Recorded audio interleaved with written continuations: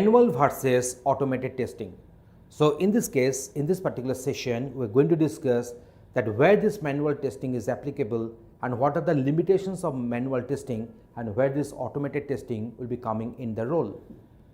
So testing can either be done manually or using an automated testing tool. So manual, this testing is performed without taking help of automated testing tools. So the software tester prepares the test cases for different sections and levels of the code, executes the tests and reports the result to the manager. So that is the purpose of the manual testing. So let me explain this one.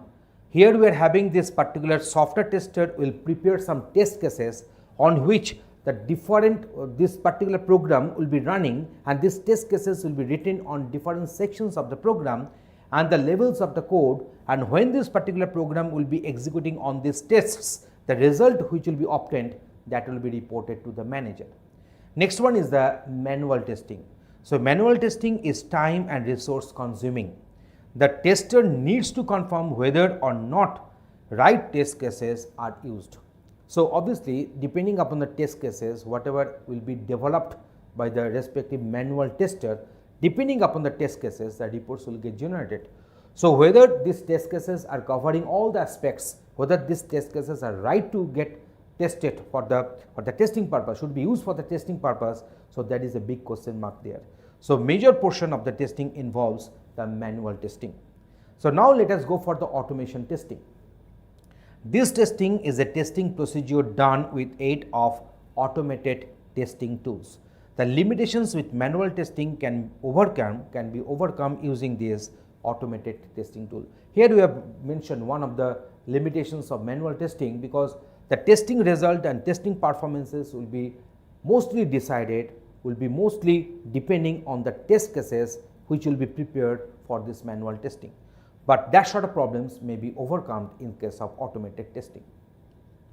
So a test needs to check if a web page can be opened in Internet Explorer. So this can easily be done with manual testing. But to check if the web server can take the load of 1 million users who will be trying to open this particular Internet Explorer and running one particular application on it, web application on it, it is quite impossible to test manually.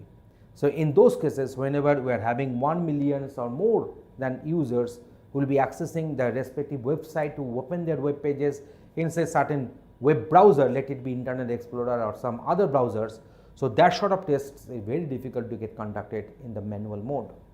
So there are software and hardware tools which helps tester in conducting load testing, stress testing and regression testing. So in those cases, we will be also deciding that what kind of testing method we are going to use there. So here you see the software engineer is developing a software, and here the testers are making different test cases prepared, and on this particular test cases, the modules are to be executed, are to be tested, and the results will be obtained which will be shared with the managers for his or her comments. So in this way, the testing will be done in case of softwares either manually or using some automated software. In this session, we are discussing testing approaches, and we shall show you there are mainly two different categories of testing approaches. So test can be conducted based on two approaches. One is the functionality testing, another one is the implementation testing. When functionality is being tested without taking the actual implementation in concern, it is known as a black box testing. In case of black box testing, what happens, the tester will not have any access over the code. He or she cannot see how the codes are written. He or she can only give some inputs to the respective module, and the respective outputs can be obtained, and this respective output will be tested with the desired outputs. So that's why it is called as black box testing. And the other side is known as white box testing, where not only the functionality is getting tested, but the way it is implemented is also analyzed. So that is a basic difference between this black box testing, that is our functionality testing related with, And another one is the implementation testing, which is related with the white box testing, where the codes are accessible to the tester and tester has got some knowledge, sufficient knowledge, so he or she can also do some changes in the code if required. So that is a basic logical difference between this black box and the white box testing. Exhaustive tests are the best desired method for a perfect testing. Every single possible value in the range of the input and output values is tested. It is not possible to test each and every value in the real world scenario if the range of the values is very large. So obviously we should try to test as much as possible regarding the input values and the output values, but if the input values are coming from the very large universal set, then obviously all the values may not get tested. Now in this very particular diagram, we are actually trying to discuss that what is the basic difference in the mindsets of a developer and another one is independent tester. So this developer understands the system but will test gently and is driven by delivery. So obviously developer will be also doing some testing on the software on which he or she is working, but here he will be giving some gentle, will be doing the testing in a some gentle way, and here he is actually driven by the delivery, the required the delivery schedule, what has to be implemented. So their point of concern is regarding that there is a gentle tests and delivery. But in case of independent tester, must learn about the system, will attempt to break it and is driven by the quality. So this particular independent tester will look into the system in some different view. It will try to break the required security or the required break the different norms of this particular software which has got implemented, and will try to get the software getting tested so that the quality of the software can be assured. So here in this particular video, we have discussed what are the different testing approaches. Thanks for watching. We are discussing black box testing. In case of black box testing, the tester will not have any access over the software coding. So as a result of that, the tester cannot view the code, cannot access the code of the program, so there is no question of changing the code. Only the tester can access the inputs and the respective outputs obtained after being processed. So that is the basic theme behind this black box testing. So it actually tests the behavior of the system. So it is carried out to test functionality of the program and also called behavioral testing. The tester in this case has a set of input values and respective desired results. And on providing input, if the output matches with the desired results, the program is tested okay, and otherwise it will be treated as it is having some problems. So here you can see that this is our respective software. We have made it that one shaded only to show you, only to visualize that this particular coding, whatever the constructs we have used, what is the software design we have used, it has been kept hidden from the tester. The tester can put some inputs, it will get processed and the outputs will be obtained, and this particular output which will be obtained from the software will be matched with the desired output list, and if they are matching then the software is okay, otherwise the software is having some problems and problematic errors. So in this testing method, the design and the structure of the code are not known to the tester, and testing engineers and the end users conduct this test on the software. So testing users and also the end users who are not having the access over the code can conduct such testing process. So black box testing techniques. So first one we are going to discuss, that is the equivalent class. The input is divided into similar classes, and if one element of a class passes the test, it is assumed that all the class, the full class is passed. So that is here the inputs will be divided into multiple different classes. Now one class representative input, if it passes the test, that means that all the values in that class have passed. Next one is about boundary values. The input is divided into higher and the lower end values. So if these values pass the test, it is assumed that all the values in between falling may also pass too. So that means here we are considering the highest value and the lowest value of that particular input set, and if these boundary values are passing means what? Means the output what will be generated by the software is matching with the desired output, that means the quality is okay. So the testing has been done successfully.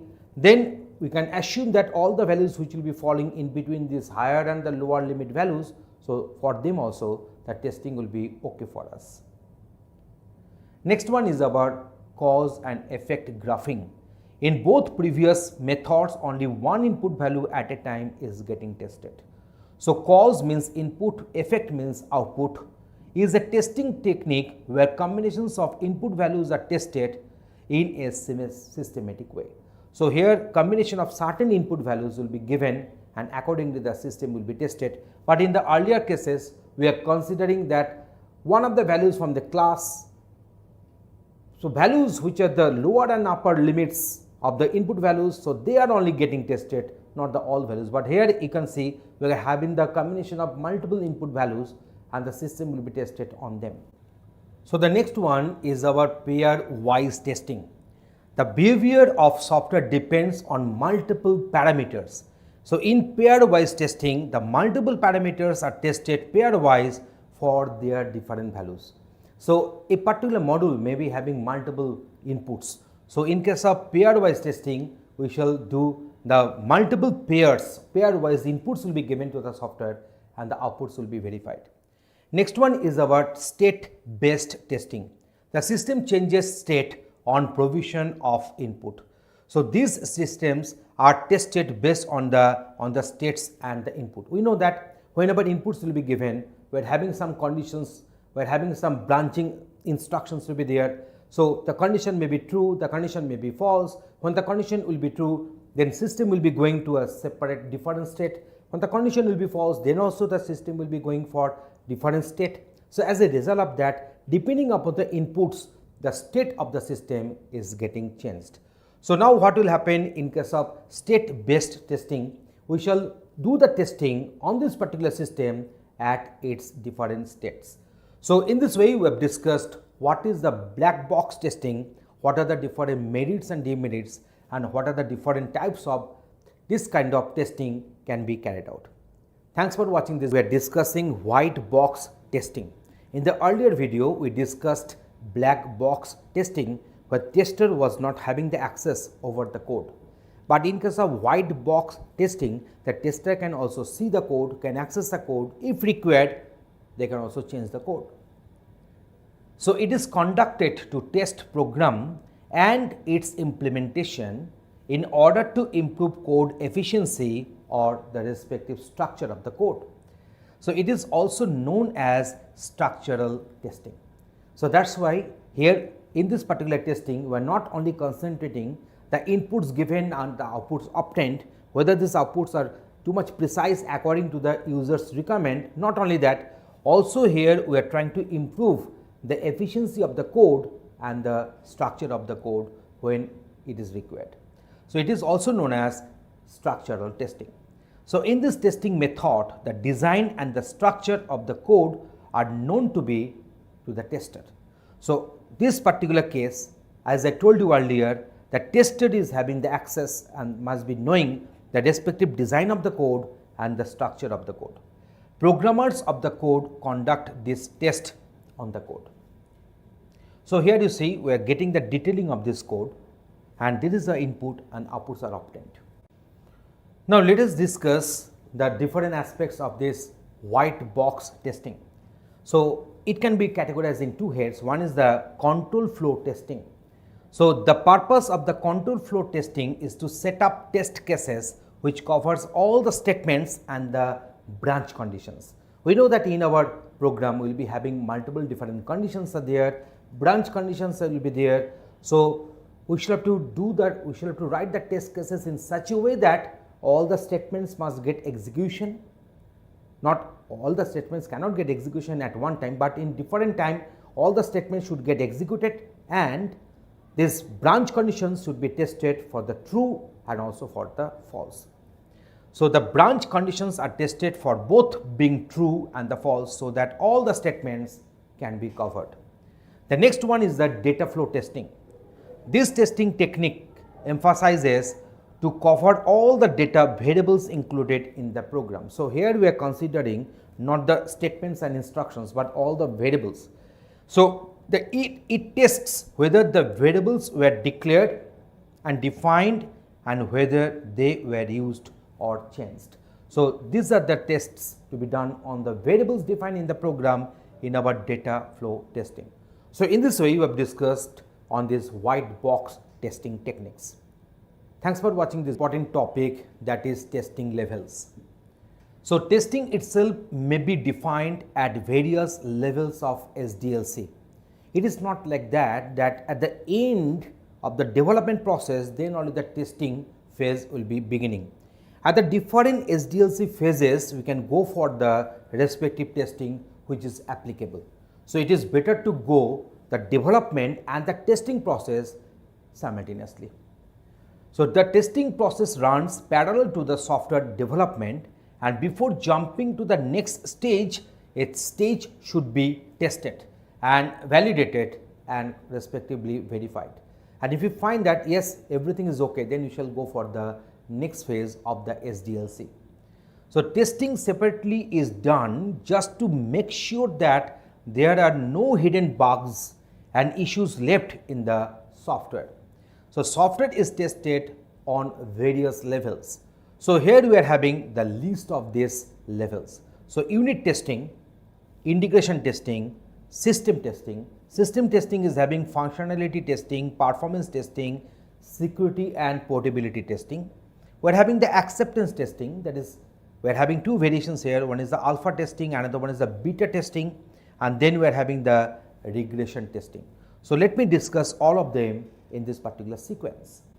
So, at first we are going for the unit testing. So, what is unit testing? While coding, the programmer performs some tests on that unit of program to know if it is error free or not, and testing is performed under white box testing approach. You know that in case of white box testing approach, the tester is having the access over the codes, and mostly in these cases the developers is to carry out such testing programs. So, in this case if we find that there is some errors are there, the test results are not okay, in that case we can change the code, we can access the code accordingly. Unit testing helps developers decide that individual units of the program are working as per requirement and they are error free.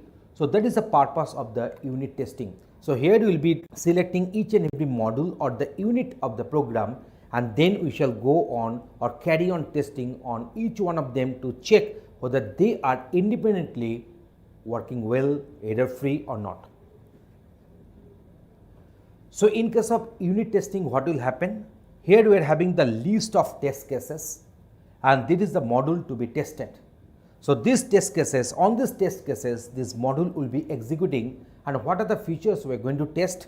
That is the interface, the local data structure which has been used in the module, the boundary conditions, and then independent paths and error handling paths. So, all these things will get tested in the unit testing, which will be carried out in the most of the cases by the developers.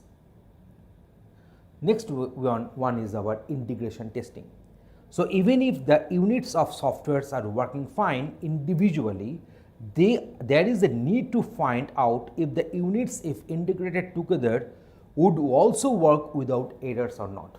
We are having multiple units are there, they are individually tested. Now, we are finding that yes, all these units are working fine, but if they go on integrating, to develop a certain subsystem or the system, in that case, are they working jointly? Are they cooperating each other? Is there any errors are occurring there or not? So, that will be tested in our integration testing. So, from the very name integration, you are getting this idea. So, now there is a need to find out if the units, if integrated together, would also work without errors. For example, argument passing and data updations etc. should be tested. So, from one unit I am calling another unit, I am passing some arguments, whether those arguments are properly getting interpreted by the receiving units or not. So, all these things, all these issues will be tested in our integration testing. Next one, we are going for the system testing. The software is compiled as product and then it is tested as a whole. So this can be accomplished using one or more of the following tests. So here we are not going for unit wise testing, not going for integration testing, but here we are going for the system testing. Now the software has been compiled, now it is running, now the test cases are to be applied on them. So first one, under this system testing we are having this functionality testing. So tests all functionalities of the software against the requirement list. So there is a functionality testing. Next one is the performance testing. This test proves how efficient the software is. It tests the effectiveness and the average time taken by the software to do the required or the desired task. So in case of performance testing, it is not enough whether it is the task is getting executed or not. That is not enough. But also we want to check that how much time it is taking to perform a certain task. Performance testing is done by means of load testing and stress testing, where the software is put under high user and high data load under various environment conditions. So it is not only to test whether one user can access the software and what is the performance, what is the accessing time. That is not the main thing. Also we are going for this load testing when the software is supposed to deal with huge amount of data, stress testing where multiple users will be working on the software at the same time, say millions of users are working on the software at the same time. Now at that moment, is the software working fine? Is the software is giving the response at the within the expected duration of time? So all these things will be done in the performance testing. Next one is the security and portability. These tests are done when the software is meant to work on various platforms and accessed by number of persons at the same time. So that is the security and the portability when the software will be working on the different platforms. Next one is our acceptance testing. So when the software is ready to hand over to the customer, it has to go through last phase of testing where it is tested for user interaction and the respective response. So this is important because even if the software matches all user requirements, if the user does not like the way it appears or works, then obviously it may get rejected. So this acceptance testing is actually checking whether software would be getting accepted by the user or not. The software is working fine, the performance is okay, the desired results are coming, but the way in which it works or the appearance of the software, if the client, if the user, if they don't like that one, the software may get rejected at the final stage. So here we are considering two types of testing. One is the alpha testing, another one is the beta testing.